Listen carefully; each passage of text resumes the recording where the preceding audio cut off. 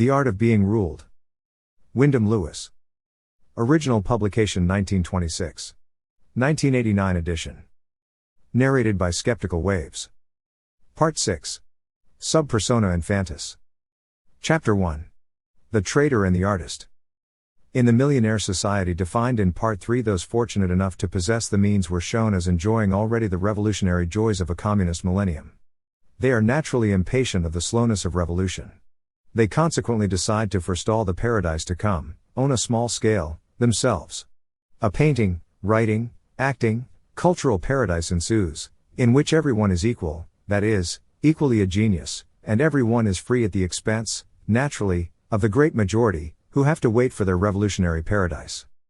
The two figures most universally imitated in this happy, bohemian millionaire millennium, a small model of what is promised to all men, but which they can already examine as spectators, are the child and the artist. There are, of course, still a few artists, who are not millionaires. And it may be interesting to consider for a moment how they are affected by the turn events have taken. That the artist could have well foregone any of the flattering advantages of the discovery just recorded, namely, that of the importance of his function, and its life value, vanity value, and social value, goes without saying, perhaps. Was Shakespeare much put out at ranking in the worldly scale, so far below an emperor? He was no doubt satisfied to be regarded as the humble, gentle chronicler of England's stupid kings.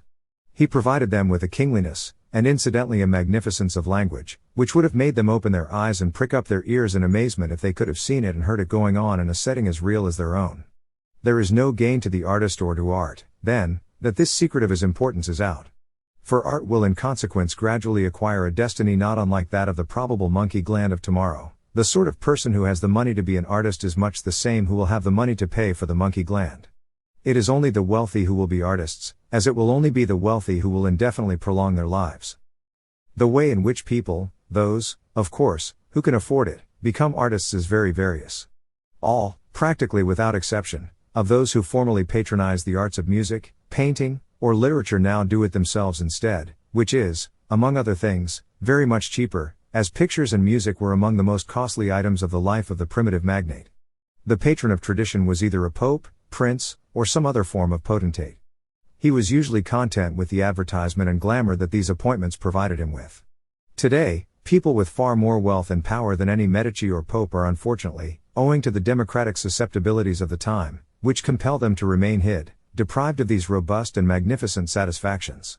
So they are inclined either to steal the thunders of the Sistine, and save themselves the painter's bill into the bargain, or else to insinuate that their own obscure and immensely lucrative occupation may not be so pretty, but is damned well as good as any bit of daubing, chipping, jingling, or strumming of noises. This is a very strange thing at first sight, and most people would find it difficult to believe that the master of a fleet of merchant ships, or a port king, could experience envy for Stravinsky, Bernard Shaw, or Picasso. It is indeed only repeated observation of certain facts susceptible of no other explanation that would bring you to entertain anything so absurd. The possible existence of such sensations on the part of the porkor railking is mentioned by Boswell apparently only to be dismissed as unlikely, in his notebooks of the year 1776 to 1777. I quote from a Times Review, May 6, 1925. Miss Porter told me the Birmingham people could not bear Mr. Johnson. She did not say why. I suppose from envy of his parts, though I do not see how traders could envy such qualities. The reviewer adds on his own account, I doubt if it was envy, etc. That traders cannot envy such qualities is certainly what at first anyone would be disposed to say. Perhaps the 18th century Birmingham traders did not. But today the trader is a different sort of man. He would envy a polecat if he thought there was any vanity value in its stink. He values everything. His nose, his sense of values, is colossal.